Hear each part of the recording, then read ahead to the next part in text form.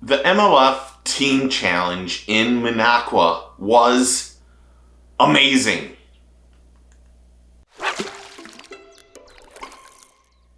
Welcome back to the channel. Welcome back to the vlog. If you're new, my name is Steve Chapman. If you missed the last, 4, 5, 6 days of fishing on MajorLeagueFishing.com, the Team Challenge is happening again. It's the second stage in Minocqua. And it's awesome. These last 3 days in the knockout round and then the championship day were as good of fishing that you can watch on streaming TV or streaming online that you can ever imagine. And you have to remember that these anglers do not get to practice where they're fishing, and they move to different lakes. But they know that they're going to be within 60 miles, a radius around there, that they will fish. It's two-man teams. Each team has the same boat. They have smaller forward-facing sonar units, and they don't know what's going on. They don't know where they're going. They get some time before they launch, and they get to look at maps 15, 20, 30 minutes early, but it's the most interesting bass fishing tournaments there are. It's not just the camaraderie that happens between the anglers. It's how the anglers pick who they're going to have with them. They have the captain, and then the captain picks somebody. MJD, Jacob Wheeler, Attafo, Andy Montgomery.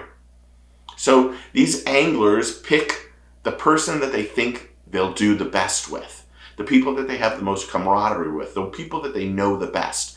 And it just turns out an absolutely awesome product for us, the fans. And there's so much strategy on who's going to be at the trolling motor, who's going to fish in the back, who's going to fish top water, who's going to fish a whopper plopper.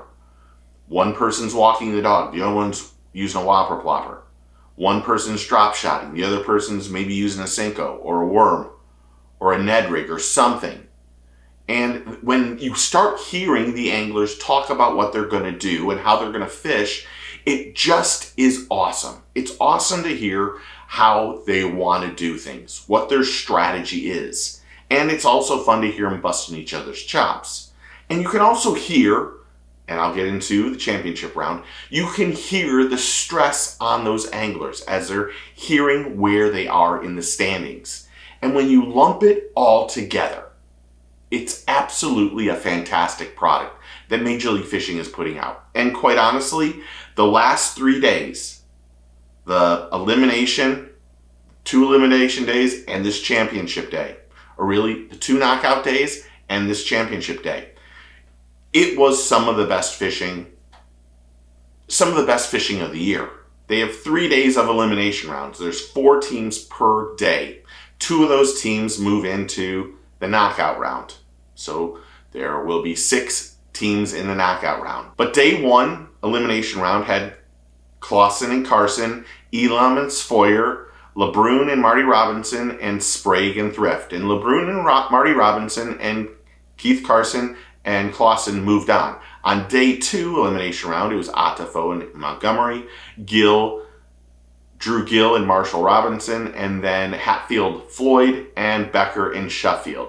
Now, Attafo and Montgomery are just wonderful together, and they moved on, and so did Drew Gill and Marshall Robinson. And to be honest, I don't think we're giving enough credit to Drew Gill and Marshall Robinson. I believe they've fished together in the past. They're a great team together. And then, of course, day 3 was Jacob Wheeler and MDJ, and that was just the Jacob Wheeler show.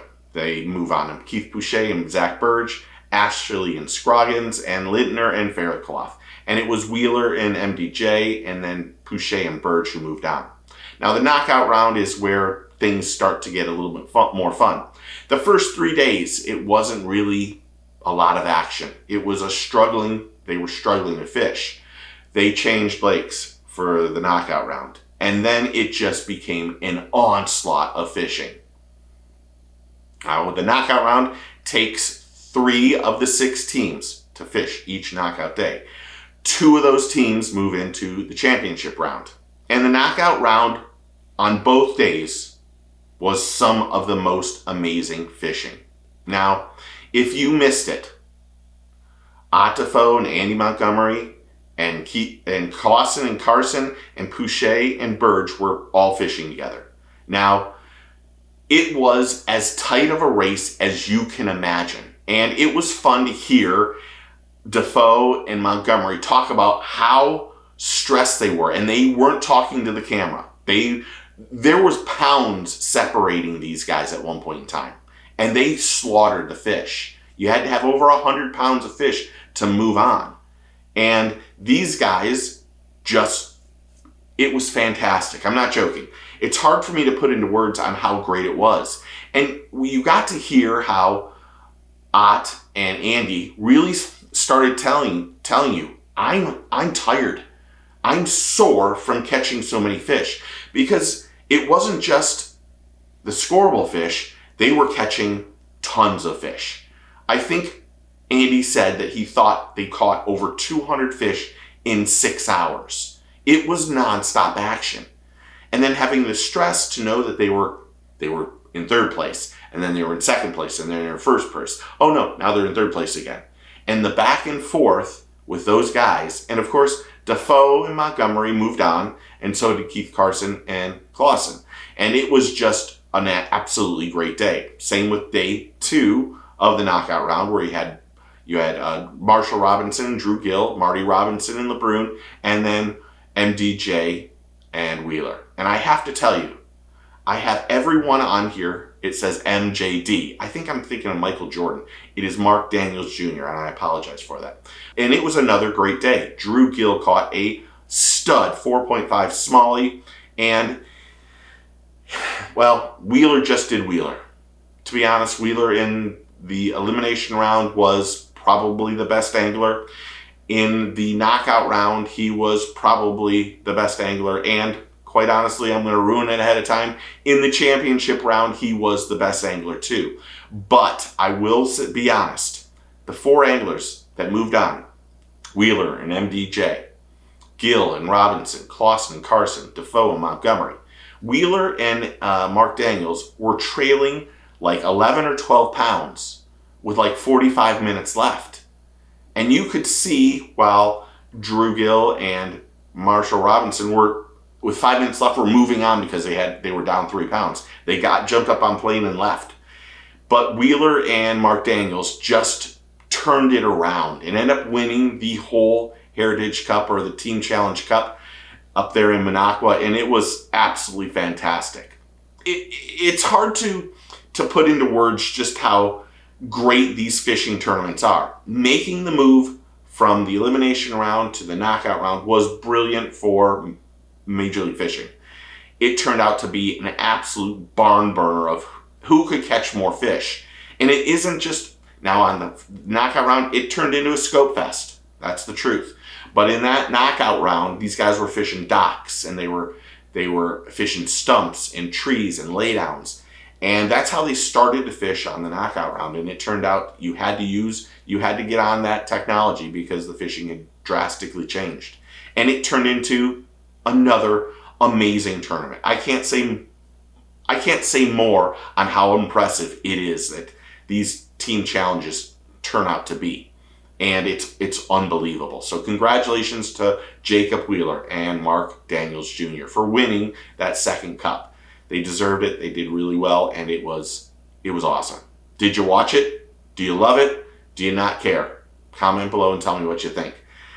Did you think it was as good as I did? Because I just think it's awesome.